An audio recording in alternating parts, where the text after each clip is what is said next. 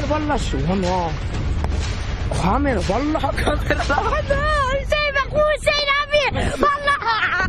Bak bu Hüseyin'den bu Hasan'dan. Uy. Valla saatli bomba neyim oğlum. Ana. Yürü. Geçeceğim bakalım. Bak oraya bastım. Ana yanıyor Allah.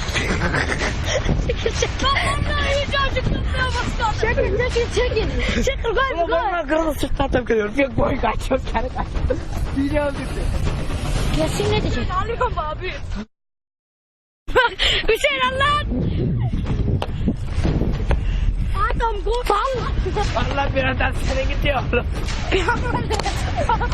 Lan Ömer geldi lan.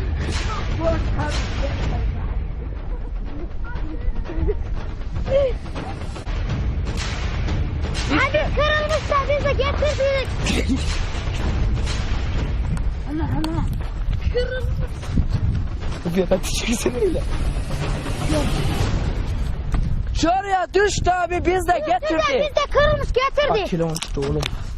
Lan ne diyecek? Oğlan çığırır ne diyecek? Yerden bulurlar diye de öksek. Lan buraya var. Hadi kırılmış da bize getirdik. Cema! Orayı dönder. Der lan. Abi bundan bir şey mi taşıyorsunuz? Ha kamerası ne var?